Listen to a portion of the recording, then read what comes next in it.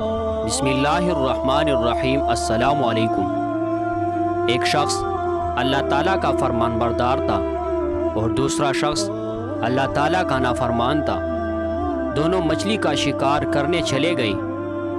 ایک اپنے بتوں کا نام لیتا اور جال پھینک دیتا، اس کے جال میں بہت سی مچھلیاں آ جاتی، اور دوسرا شخص اللہ پاک کا نام لیتا اور جال پھینک دیتا، اس کے جال میں کوئی بھی مچھلی نہ آتی۔ کوشش کرتے کرتے شام ہو گئی۔ غیر اللہ کا نام پکارنے والا مچھلیوں سے تیلا بھر کر لے گیا، جبکہ اللہ پاک کا نام لینے والا خالی تیلا اپنے ساتھ واپس لے گیا۔ اللہ پاک کے فرشتے غمگین ہو گئے اور عرض کی، اے دو جہانوں کے مالک، تیرا نام لینے والا خالی ہاتھ جا رہا ہے، اور تیرے دشمنوں کا نام لینے والا مچھلیوں سے بھرا ہوا تیلا لے کر جا رہا ہے۔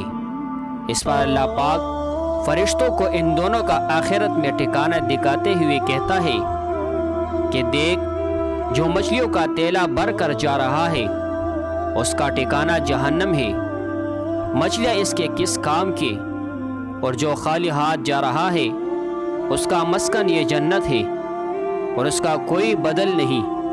جیسے ہم کہتے ہیں کہ وہ اتنے نافرمان ہیں لیکن پھر بھی مزے کر رہے ہیں، اور یہ اتنے فرمان بردار ہے پھر بھی تکلیفوں میں مبتلا ہے۔ اللہ کے یہاں مقبولیت اور پسندیدگی کا معیار کچھ اور ہے، وہ حکیم ذات ہے۔